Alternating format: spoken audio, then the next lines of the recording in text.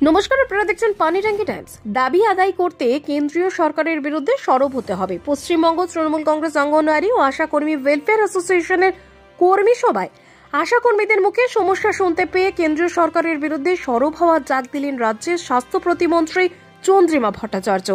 বুধবার নকশালবাড়িতে পশ্চিমবঙ্গ তৃণমূল কংগ্রেস অঙ্গনওয়াড়ি ও আশা কর্মী ওয়েলফেয়ার অ্যাসোসিয়েশনের আশা কর্মীদের কর্মী সভা অনুষ্ঠিত হয়। এদিন সভায় উপস্থিত ছিলেন শিলিগুড়ি মহকুমা পরিষদের সভাধিপতি অরুণ ঘোষ, শিলিগুড়ি কর্পোরেশনের ডেপুটি মেয়র রঞ্জন সরকার, দার্জিলিং জেলা তৃণমূল কংগ্রেসের সভানেত্রী পাপিয়া ঘোষ সহ অন্যান্যরা। সভায় মহকুমার 4 নম্বর ব্লকের আশা কর্মীরা উপস্থিত থেকে নিজেদের সমস্যা তুলে ধরেন। সবাই মন্ত্রীকে কাছে পেয়ে আশা কর্মীদের ভাতা, স্বাস্থ্য বীমা আদায়করণ দাবি দেওয়া নিয়ে মুখ খুললেন আশা কর্মীরা। পরে লিখিত স্মারকলিপিও প্রদান করেন তারা। পরে চন্দ্রিমা ভট্টাচার্য বলেন, কেন্দ্রীয় সরকারের বিরুদ্ধে আওয়াজ তুলে নিজেদের অধিকার ছিনিয়ে আনতে হবে। আশা কর্মীদের একাধিক বিষয় নিয়ে আলোচনা করা হলো। অন্যদিকে মালদায় তৃণমূল কংগ্রেস নেতা খুন নিয়ে টাউন তৃণমূল সভাপতি গ্রেপ্তার নিয়ে মুখ খুললেন তিনি।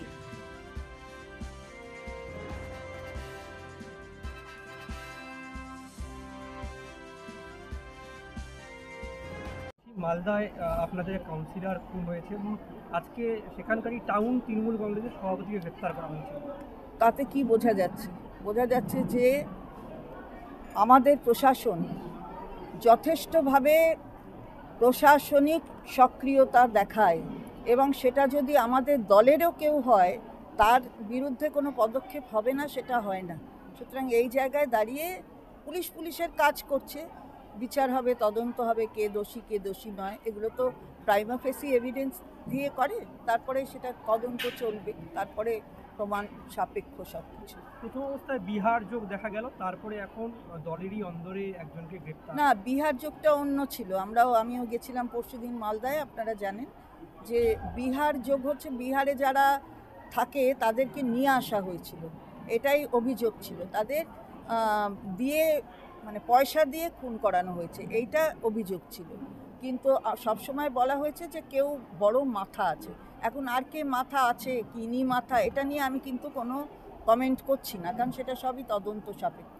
কিন্তু বিহারের যে যোগটা, এটার দ্বারা কি এটা বোঝা যায় না যে ওখানে যা ইউথ সেক্টরকে যে জায়গায় নিয়ে যাওয়ার দরকার সেখানে তারা সেই জায়গাটা পায় না বলে তারা অল্প টাকার জন্য এখানে এসে এই ধরনের দুষ্কৃতি এই ধরনের দুষ্কর্মগুলো করে। আর আরেকটা জিনিসও ভাবতে হবে, অনেকে তো আমাদের এই বাংলাকে বলে যে এখানে নাকি সব দুষ্কৃতির বাস, তাহলে এখানে দুষ্কৃতিকে পাওয়া যায়নি বলে তো বিহার থেকে নিয়ে আসতে হয়েছে। তাহলে আমরা এখানে সেটাও তো বলতে চাই যে যেই করে থাকুক তার উপযুক্ত শাস্তি হোক, কিন্তু এই যে এই বলাগুলো কিন্তু অমূলক। এসপির বিরুদ্ধে মুখ্যমন্ত্রী একবারে তীব্র ভৎসনা করেছেন, কিন্তু সেই পুলিশই না, সেটা মুখ্যমন্ত্রী পুলিশ মন্ত্রী, তার আধিকারিককে যদি মনে হয় কোথাও সে কোথাও ভুল করেছে অথবা তার আরও সক্রিয় হওয়া উচিত, তিনি বলেছেন। সুতরাং বলেছেন, কিন্তু বলেছেন এটা জেনে যে তার প্রশাসন তাকে সম্মান জানায় এবং তার কথা তার মান্যতা দেয়, তার ফল হয়েছে এটা। সুতরাং কিভাবে করতে হয় ওপেন করেছেন, এটা মনে রাখবেন, কিন্তু ওটা লাইভ হয়েছে, সুতরাং ওপেন হয়েছে।